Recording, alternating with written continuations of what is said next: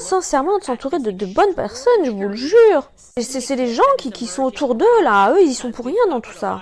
Franchement, je pense qu'il faut qu'on jette un œil à cet extraordinaire, ce que j'appelle le syndicat, qui a émergé, qui émerge autour d'eux.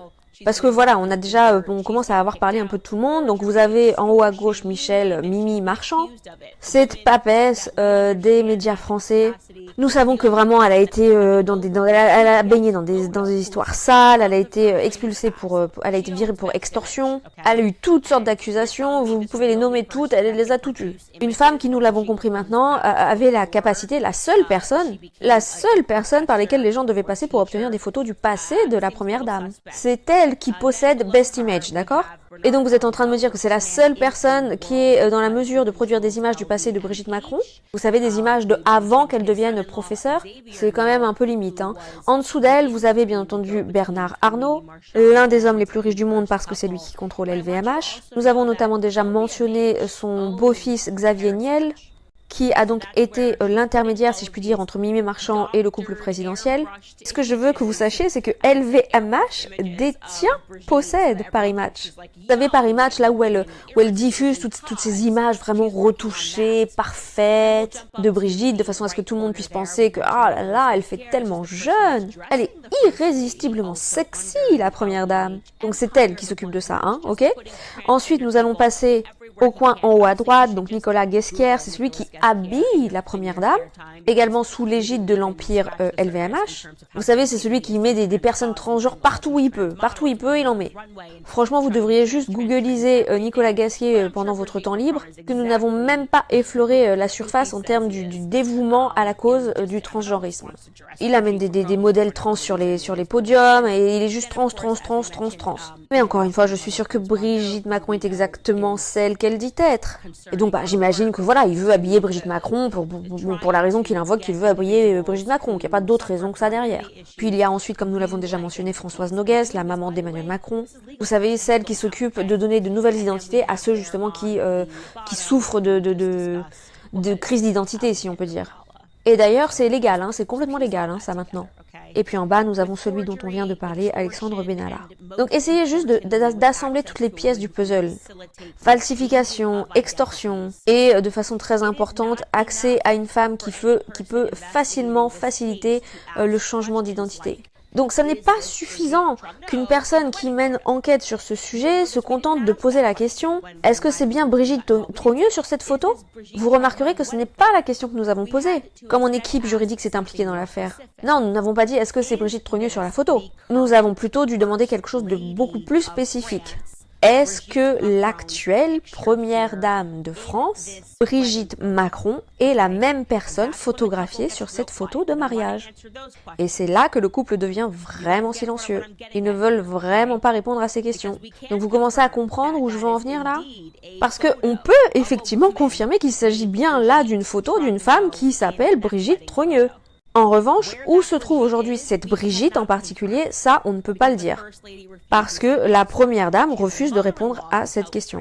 Tout en gardant à l'esprit qu'elle a quand même une belle-mère qui s'occupe d'aider les personnes transgenres à avoir une nouvelle identité. Donc vous devez vraiment réaliser que vous pouvez juste simplement prendre le nom de quelqu'un. Vous pouvez juste comme ça devenir quelqu'un d'autre. À n'importe quel moment maintenant, légalement, quand vous devenez transgenre, vous pouvez faire ça. Cela nous amène donc à Jean-Michel Trogneux. De toute évidence, il nous faut maintenant s'adresser à ce sujet. C'est donc le frère de Brigitte. Aujourd'hui, c'est son anniversaire, donc joyeux anniversaire, Jean-Michel Trogneux. Il est vraiment important que nous nous intéressions davantage à lui, ce gars qui était tellement proche de sa sœur, donc deux personnes différentes. Sa sœur, donc Brigitte Trogneux, qu'elle a fait de lui le témoin à son mariage. Mais ensuite, on n'a plus du tout fait mention de lui. Quand Madame Brigitte Macron a accédé au pouvoir, terminé. Il semblait plutôt opportun et voulu que cette personne disparaisse tout d'un coup des radars. Dans toutes ces enquêtes sur sa famille, d'où elle venait, etc., il n'y a jamais eu mention de Jean-Michel Trogneux. Et nous allons vraiment faire lumière sur cette affaire, nous allons parler de lui. Ok, ben écoutez, parlons de Jean-Michel Trogneux. Ça fait vraiment la tendance en France, c'est complètement en train d'exploser. Tout le monde est en train de comprendre qu'il y a vraiment quelque chose derrière cette affaire, quelque chose que le monde anglophone n'avait jusqu'alors pas du tout compris. Et il y a beaucoup de questions qui se posent, même dans le monde francophone, il y a beaucoup de gens qui se posent des questions. Ils ne comprennent pas par exemple pourquoi Xavier Poussard n'a pas été poursuivi pour diffamation, alors que Natacha Ray a été poursuivie. Quelle est la différence entre les deux? Xavier Poussard a toujours été très clair avec moi que sa percée majeure est intervenue et survenue grâce au travail de Natacha Ray. Il précise bien que c'est elle qui est venue le voir avec ses éléments et qui lui a dit écoute voilà là c'est Jean-Michel Trogneux, il y avait des éléments là-dessus et donc où est-ce que elle a fait une erreur et que lui n'a pas fait d'erreur?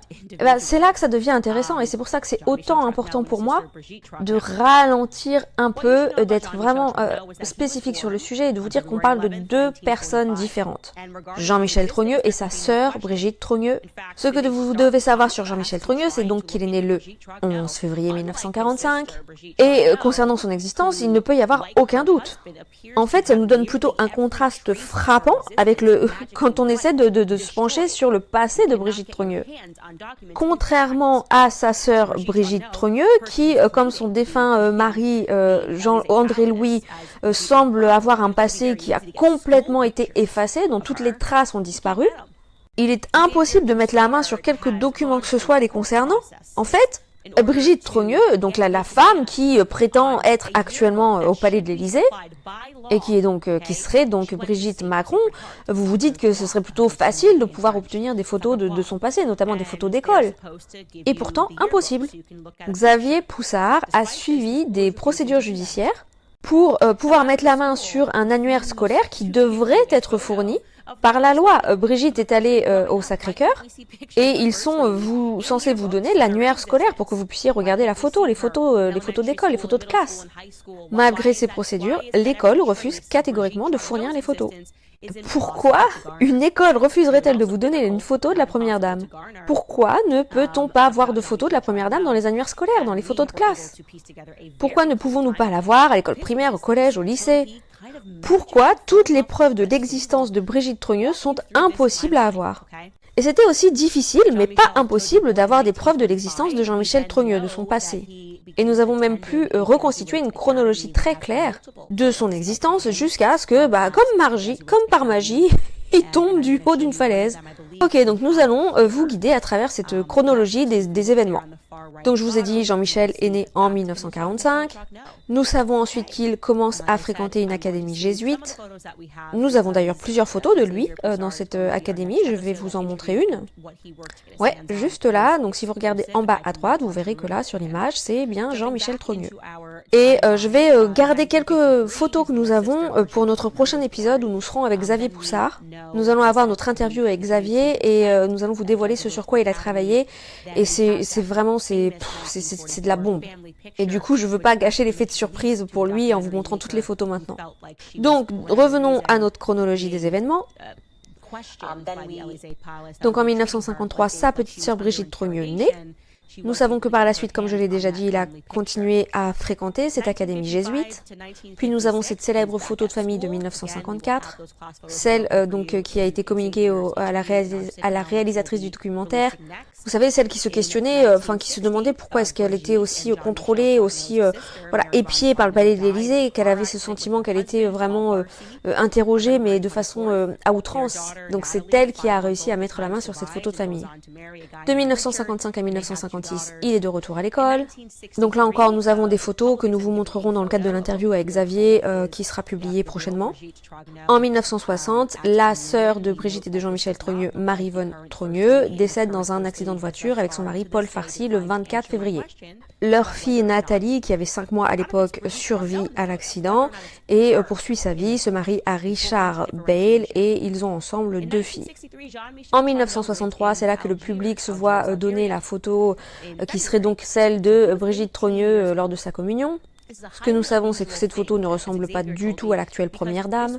Et jusqu'à ce jour, la première dame a pour l'instant refusé de répondre à ma question sur le sujet, qui est de savoir non pas si c'est Brigitte Trogneux sur la photo, mais de savoir si c'est elle sur la photo. Ce qui fait une énorme différence. En 1963, Jean-Michel Trogneux vit à Alger. Alger, c'est donc en Algérie. En février 1963, donc à cette époque, il avait